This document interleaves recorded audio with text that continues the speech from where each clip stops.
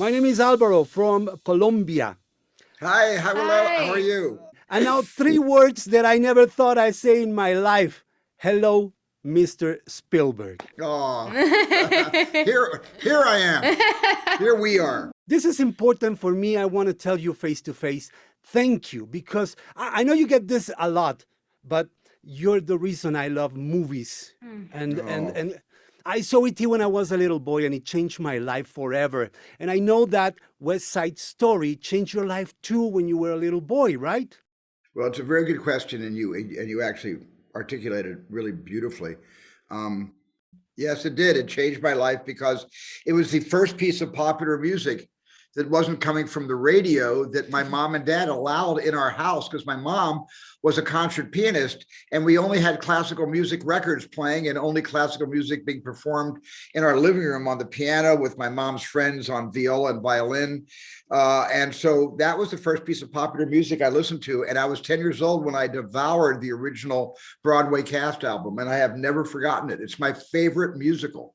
I think what my dad would have liked the most had he been able to see the film, because he knew the 61 movie very well. And he also had seen a number of productions of West Side Story. And I think what he would have liked is the youthfulness of the cast, that these kids do look like they're kids. They do not look like grown-ups playing kids.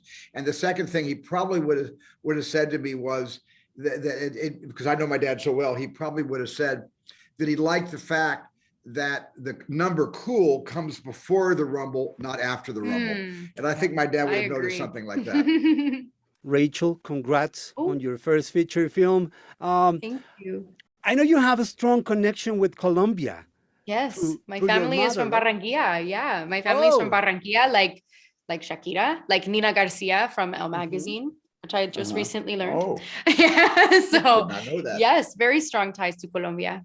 And I know that you break the ice with Steven Spielberg with Manzana Postobón. I heard that someplace. Yes, you remember the apple soda that we I remember had? that was really good. Yeah, Colombian Soda, and he really loved it. And then her mother continues to give it to me on the set. Yeah, so she would bring it to the set, and I'd be in the middle of a shot, and she'd hand me the Colombian Soda, and it was gone in 4 swallows. It was that and the arroz con pollo. Arroz con pollo. Yeah, my mom made Colombian arroz con pollo.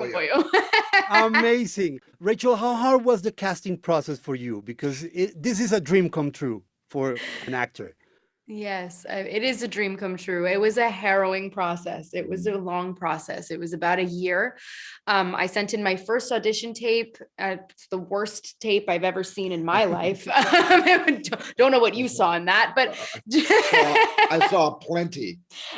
January 25th to January 9th. So it was almost an entire 365 days. Yeah. It was an incredible process. I learned so much.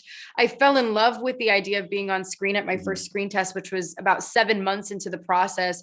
And I knew I wanted to work on this film so badly, yet every time I left the audition room, I thought, if that's the last time I get to speak to you, that's the last time I get to perform in front of all of these incredible people, I will be the happiest girl in the world, no matter what. It was just, the experience was a learning curve in and of itself. And then to be able to actually make the film at the end of the day was an honor I will never forget.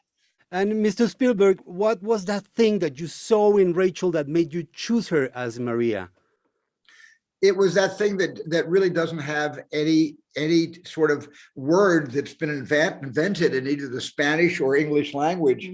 The French sometimes call it je ne sais quoi, meaning you can't quite put your finger on it. But for me, in terms of my gut intuition, she was Juliet of Romeo and Juliet, which is what the original play was based on. And I saw her as Juliet, and I was looking for my Juliet to play Maria in West Side Story. And she had an exceptional singing voice. Her vocal range was extraordinary, but I didn't know who she was as an actor. So the next set of auditions weren't singing auditions, they were acting auditions.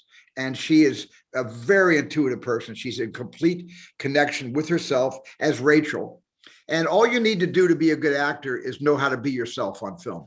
You can later on, as you get older, you can play characters and you can put on the wigs and the different clothes and change your accent. That you can do. But when you're young, you need to be yourself. and you need to convince me that you are yourself, even though you are playing a different character. And Rachel convinced me of that completely. I've always believed in dreaming big. And I've often said that I dream for a living. That's what I do for a living, is I dream. And as I've gotten older, I've only wanted to tell stories that were kind of things I've always wanted to do, dreams I've always had and never fulfilled. Whether you're Rachel's age or whether you're my age, a dream is a wish your heart makes. What You made got you it because you're a good actor. That's why you got the part. Thanks, Stephen. Mr. Spielberg, what made you decide this was the perfect moment to finally make this movie? I don't want to sound pretentious here, because I didn't make this movie as a quick cure for any of the problems that we are suffering in our very divided society.